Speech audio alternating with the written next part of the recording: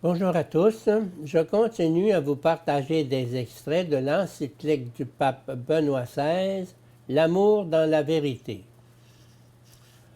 Dans l'encyclique Populorum Progressio, Paul VI observait que les causes du sous-développement ne sont pas d'abord d'ordre matériel.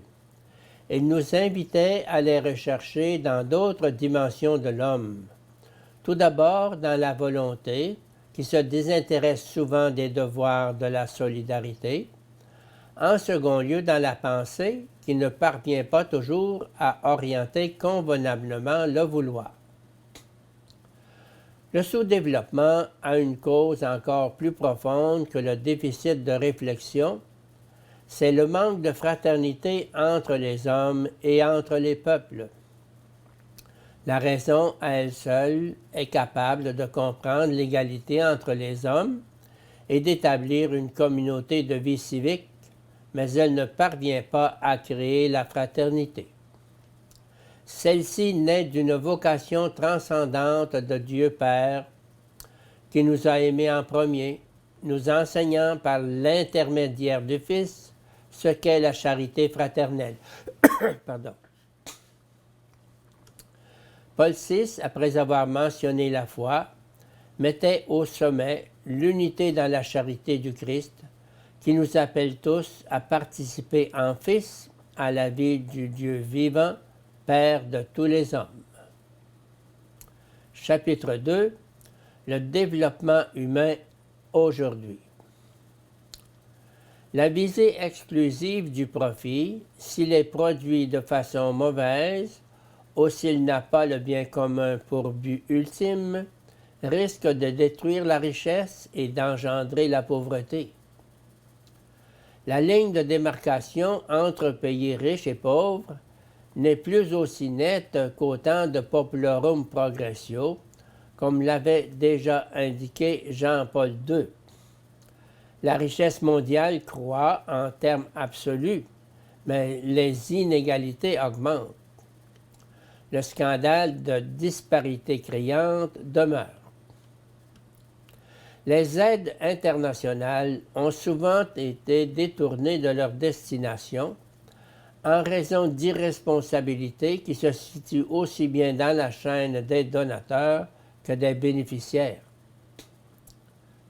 Il existe des formes excessives de protection des connaissances de la part des pays riches à travers l'utilisation trop stricte du droit à la propriété intellectuelle, particulièrement dans le domaine de la santé. Il faut néanmoins souligner qu'il n'est pas suffisant de progresser du seul point de vue économique et technologique. Il faut avant tout que le développement soit vrai et intégral. Il est souhaitable que grandisse de la part des citoyens une attention et une participation plus grande à la res publica, à la chose publique. Quand l'incertitude sur les conditions de travail, en raison des processus de mobilité et de déréglementation, devient endémique, surgissent alors des formes d'instabilité psychologique, des difficultés à construire un parcours personnel cohérent dans l'existence, y compris à l'égard du mariage. Cela a pour conséquence l'apparition de situations humaines dégradantes, sans parler du gaspillage social. La mise à l'écart du travail pendant une longue période, tout comme la dépendance prolongée vis-à-vis de l'assistance publique ou privée, mine la liberté et la créativité de la personne, ainsi que ses rapports familiaux et sociaux, avec de fortes souffrances sur le plan psychologique et spirituel. L'homme, la personne, dans son intégrité, est le premier capital à sauvegarder et à valoriser. En effet, c'est l'homme qui est l'auteur, le centre et la fin de toute la vie économico-sociale. On note en premier lieu un éclectisme culturel assumé souvent de façon non critique.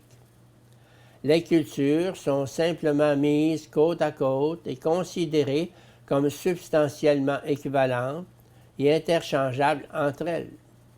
Cela favorise un glissement vers un relativisme qui n'encourage pas le vrai dialogue interculturel.